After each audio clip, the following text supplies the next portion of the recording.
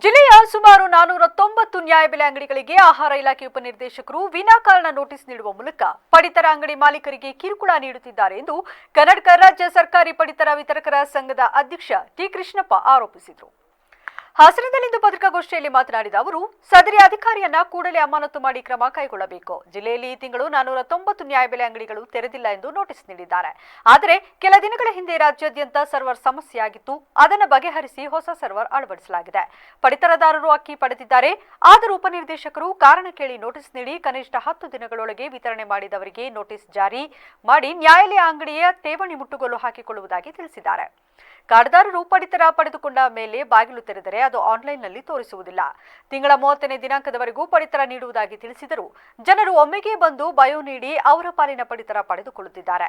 ಆದ ಕಾರಣ 10 ದಿನಗಳಿಂದ ಹೆಚ್ಚು ದಿನ ನ್ಯಾಯಬೆಲೆ ಅಂಗಡಿ ಬಾಗಿಲು ತೆರೆಯಲು ಸಾಧ್ಯವಾಗುತ್ತಿಲ್ಲ ಎಂದು ಸ್ಪಷ್ಟನೆ ನೀಡಿದರು.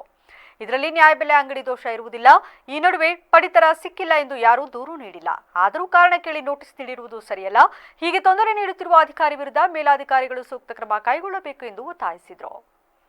ಆಹಾರ ಇಲಾಖೆಯ ಜಂಟಿ ನಿರ್ದೇಶಕರು ಇತ್ತೀಚಿನ ದಿನಗಳಲ್ಲಿ ಸುಮಾರು 490 ಅಂಗಡಿಗಳಿಗೆ ನೋಟಿಸ್ ಜಾರಿ ಮಾಡಿದ್ದಾರೆ.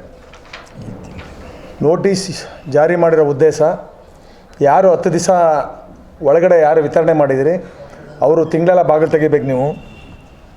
ನೀವು ಬರಲಿಲ್ಲ ಅಂತಂದರೆ, ತೆಗಿಲಿಲ್ಲ ಅಂತಂದರೆ ನಿಮ್ಮ ಏನು ಠೇವಣಿ ಇದೆ ಅದನ್ನು ರದ್ದು ಮಾಡಿ ನಿಮ್ಮ ಮೇಲೆ ಕ್ರಮ ತಗೋತೀವಿ ಅಂತ ಅಂದ್ಬಿಟ್ಟು ನೋಟಿಸ 490 ಜನಕ್ಕೆ ಕೊಟ್ಟಿದ್ದಾರೆ.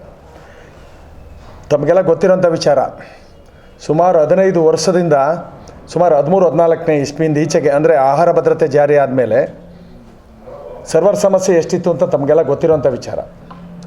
ಇದನ್ನು ರಾಷ್ಟ್ರ ಮಟ್ಟದಲ್ಲಿ, ರಾಜ್ಯ ಮಟ್ಟದಲ್ಲಿ ನಾವು ಹೋರಾಟ ಮಾಡಿ ಹೊಸ ಸರ್ವರ್ ಅಳವಡಿಕೆ ಮಾಡಬೇಕು ಅಂತ ಅಂದ್ಬಿಟ್ಟು ಪ್ರತಿ ವರ್ಷವೂ ನಾವು ಡೆಲ್ಲಿಯೆಲ್ಲ ಸ್ಟ್ರೈಕ್ ಮಾಡಿದ್ದೀವಿ. ಇಲ್ಲೂ ಸಹ ಸ್ಟ್ರೈಕ್ ಮಾಡಿದ್ದೀವಿ. ಈಗ 2 ತಿಂಗಳಿಂದ ಈಚೆಗೆ ಹೊಸ ಸರ್ವರ್ ಅಳವಡಿಸಿದ್ದಾರೆ.